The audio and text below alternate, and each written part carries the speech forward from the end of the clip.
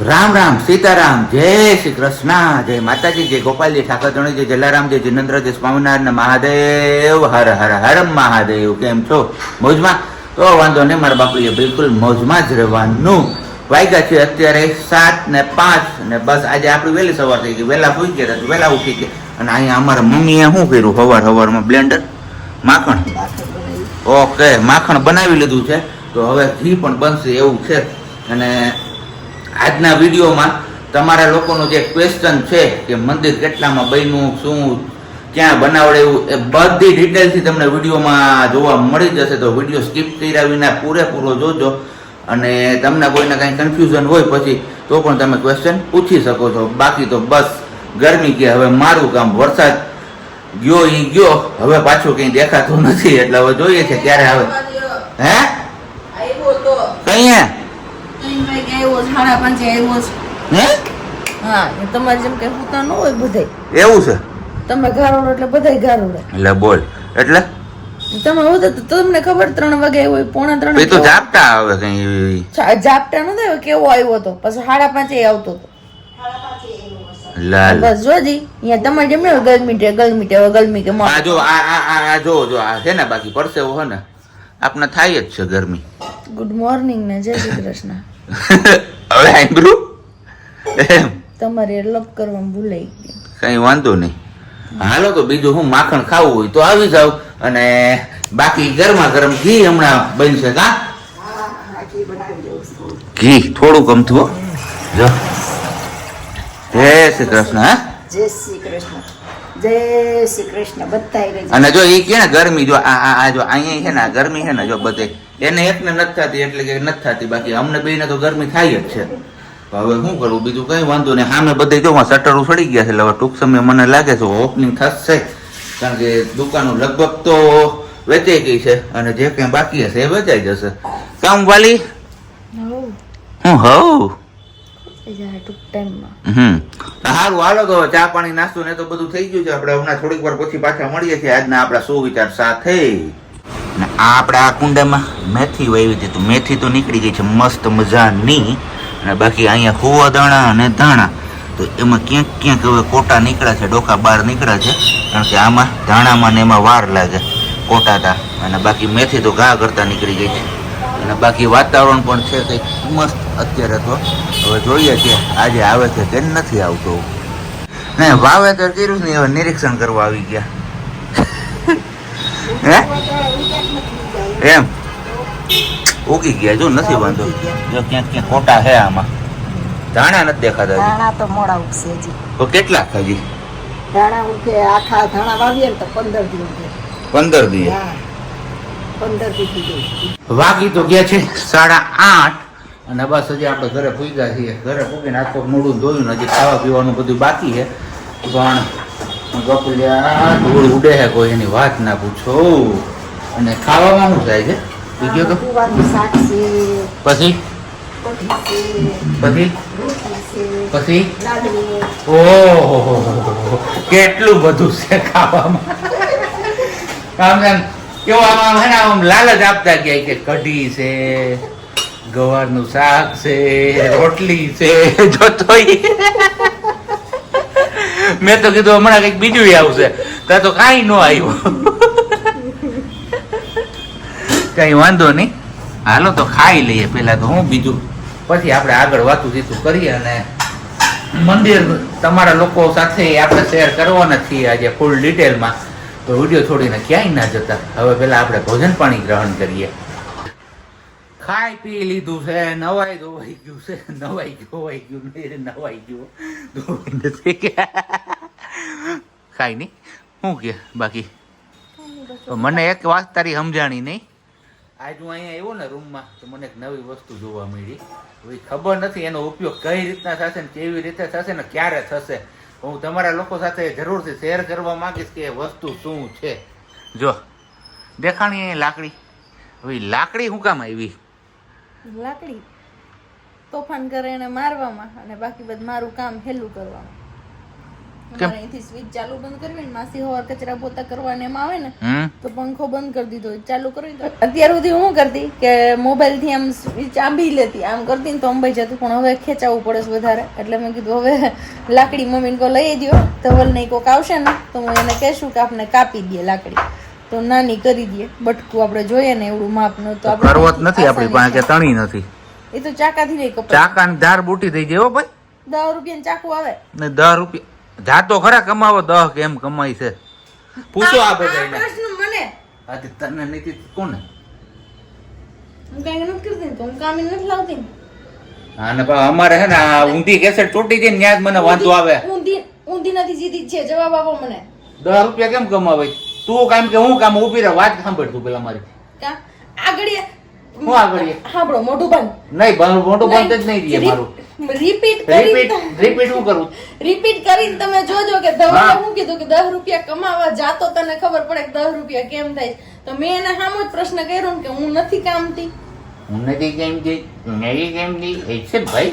સાચી વાત કરો તમે સિરિયસલી, પછી આમાં બધા ક્યાં ના ક્યાં પૂગે છે. એ તો ભાઈ લોકોના મોઢે ગણીને ન બધી, આપણે આપણા બેનું જોવાનું, એને નથી જોવાનું કોઈ. ઈ વાત એ સાચી. અને તું કઈક હમણાં મને કહેતી હતી ઈ હું તમને કહેતી હતી ને એ કારણ તમે બોયલામાં લાગુ જ પડ્યું, ફીટો ફીટ બેહી ગયું જે તમે અત્યારે બોયલા ને એમાં. કે સાચો માણસ હંમેશા એકલો જ હોય, જૂઠા આગળ ઝુંડ ફરતું હોય, પણ સાચો માણસ પાસે હકીકત બધાને જાણવી હોય સાચી, કે સાચી હકીકત શું છે, પણ ઈ જયારે હકીકત કહે ને, સત્ય જયારે કહે ને ત્યારે એ કોઈ સ્વીકારવા તૈયાર ન હોય, કે ઈ કોઈને માનવું ન હોય. એટલે કે લોકો સત્ય જાણવા આવે છે પણ માનવા તૈયાર નથી થતું. ટૂંકમાં મિનિંગ એવો છે, મીનિંગ એવો છે કે સાચું જાણવું છે પણ માનવું નથી. બાકી તો હવે વરસાદ વિનાની ગરમી ને ગરમી વિનાનો વરસાદ ને ઈ વાવાટાના લોસા મારીને અમન માખણના લોંદા શું પડશે. મને આ સવાલ મગજમાં છે, એનો જવાબ તમારે બધાની સામે જ આપવાનો છે. બહુ ડાય તું, બહુ ડાય, તારા જેવું તો કોઈ નહીં. માર નથી ડાયું થવું, હું તો ઉશ્કેડાઈ છું, હું તો ગાંડી જ છું ને વાયડી જ છું. કઈ વાંધો ને, અમાર બેની આવી મજાક મસ્તી તો હેલે રાખે, કારણ કે હમણાં કેદુ ના બાયધા નહોતા ને ઓન કેમેરા, એટલે ઓન કેમેરા જ અમે ઘા કાઢી લીધો, બીજું કઈ નથી. માર નથી એવો ગાય કાઢવાનો, મારે કાઢવો નહોતો ઘા, પણ તમે તને કેવું કહી દીધું 10 રૂપિયા તું કમાવા તો જા, તો મને એમ થયું કે હું એટલા 3 વર્ષ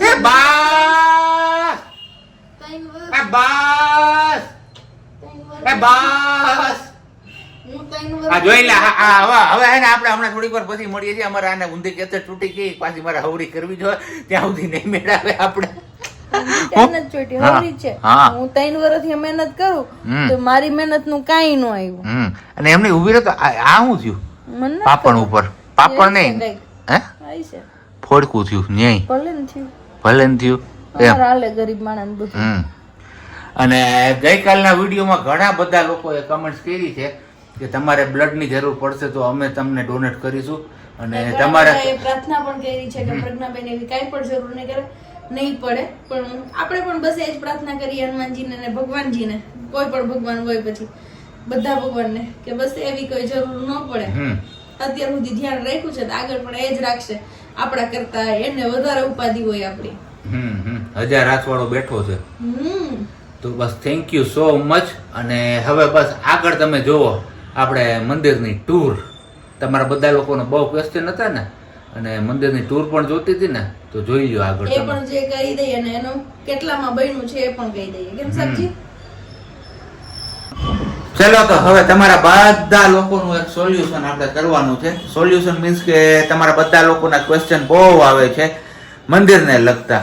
તો આજે આપણે ટાઈમસર થોડાક ઓફિસથી આવી ગયા છીએ વહેલા, તો કીધું ચલો મંદિરની ટૂર પણ કરાવી દઉં, અને કઈ રીતના કેવી રીતના આપણે એમાં બધા ફંક્શન્સ યુઝ કર્યા છે મંદિરમાં બનાવવા માટે, આપણે એ ડિઝાઇન કરેલું છે. એટલે ડિઝાઇન મીન્સ કે આપણે યુટ્યુબ ઉપરથી ને ઇન્સ્ટાગ્રામ ઉપરથી ને એવું બધું ઘણું સર્ચ કરીને અલગ અલગ પાર્ટ્સ આપણે એવી રીતના ડિઝાઇન કરાવડાવ્યા છે, જે તમને લોકોને પણ પસંદ આવ્યા છે. તો એ બદલ તમને લોકોને થેન્ક યુ સો મચ.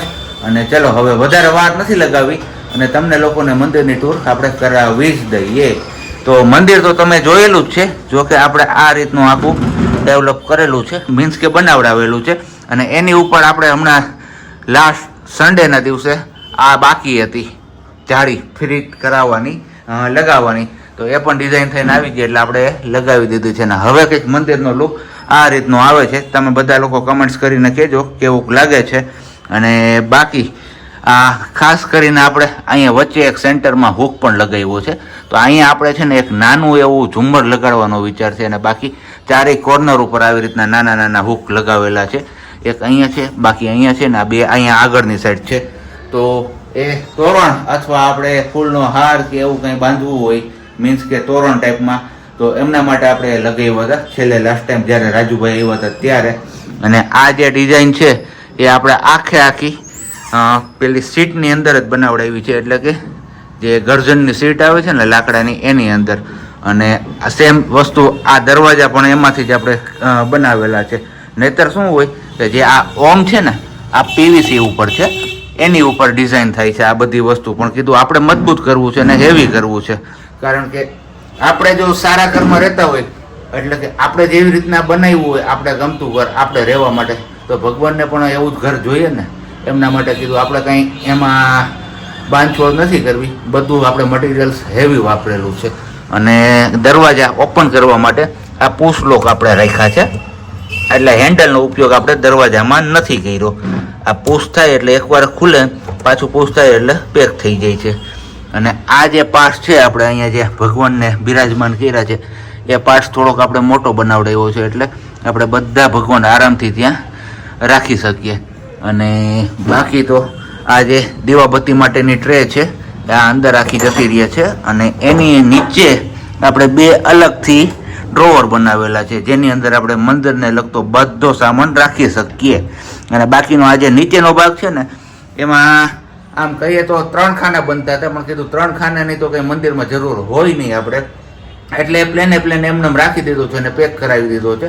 આપણે ખાલી કીધું 2 જ ખાના રાખો, નીચેનો ભાગ એમને ડિઝાઇન ભલે ડિઝાઇન જેવું ડિઝાઇન થઈ જાય, આપણે એમાં કાંઈ હવે એવું કરાવડાવ્યું નથી. અને હવે મેઇન પ્રશ્ન તમારામાંથી જા બધા લોકો પૂછે છે મંદિર ક્યાંથી લીધું છે. તો મંદિર આપણે લીધું નથી. જો તમે વિડીયો જોયો હોય તો હમણાં 2-3 દિવસ પહેલાં જ આપણે રાજુભાઈ આવ્યા હતા, જે ઉપરની પેલી શું કહેવાય કાંગરી કે શું કહે એ ચોંટાડવા માટે, ત્યારે તમારા લોકો સાથે શેર કર્યું હતું આપણે વાત કે એ રાજુભાઈએ બનાવડાવ્યું છે. એટલે કે રાજુભાઈ પાસે આપણે બનાવડાવ્યું છે. તો અને એમના નંબર પણ આ શેર કરેલા છે. તો તમે લોકો જો એમની પાસે બનાવવા માંગતા હોય તો તમે એમના નંબર ઉપર કોન્ટેક્ટ કરીને પૂછી શકો છો. અને હવે વાત રહી પ્રાઇસની. ઘણા બધા લોકો પૂછે છે કે મંદિર કેટલામાં થયું છે. તો ફાઇનલી હું તમને બધા લોકોને કહી દઉં, એપ્રોક્સિમેટ આપણે 40,000ની આસપાસ બધું ખર્ચો થયો છે, માલ મટીરિયલ મજૂરી ને એ બધું સાથે. અને એટલાની અંદર આપણે મંદિર કમ્પ્લીટ કરાવડાવ્યું છે. તો હવે મને નથી લાગતું કે તમને લોકોને આને લગતા બીજા કોઈ પ્રશ્ન હોઈ શકે. છતાં પણ હોય તો તમે લોકો આરામથી પૂછી શકો છો. આવી રીતના જ્યારે આપને ટાઈમ મળશે ત્યારે તમારા આ ક્વેશ્ચનનો મંદિરને રિલેટેડ આપણે જવાબ આપી દેશું. ચાલો તો હવે મંદિરની ટૂર તમે બધા લોકોએ કરી જ લીધી છે ને ઓલરેડી અત્યારે હવે વાગી ગયા છે 10:15. તો ગઈકાલની જેમ આપણે બસ સુવાનો સમય થઈ ગયો છે. તો સૂતા પહેલાં આપણે પાછો ફરી એકવાર સારો વિચાર તમારા લોકો સમક્ષ રજૂ કરીએ છીએ. અને ગમે તો નીચે કમેન્ટ બોક્સમાં ચોક્કસથી કમેન્ટ કરીને જણાવજો. આજે હું જોઈને બોલીશ, કારણ કે કુદરત આપણને માત્ર આનંદ આપ્યો છે. કુદરતે આપણને માત્ર આનંદ આપ્યો છે. દુઃખ તો એ આપણી સોચ છે. કેવી રીતના? કારણ કે આપણે કોઈ પણ વસ્તુની ઈચ્છા વ્યક્ત કરીએ કે ના મારે આ લેવું છે ને આમ કરવું છે ને તેમ કરવું છે, આપણે એ બધું આપણે ધારી લઈએ કે આપણે આવું કરવું છે. ને જ્યારે આપણે એ વસ્તુ ધારેલી વસ્તુ આપણે કરી નથી શકતા ને ત્યારે આપણને દુઃખ થાય. બાકી કુદરતે તો આપણે આનંદ જ આપ્યો છે, બીજું કંઈ નથી આપ્યું.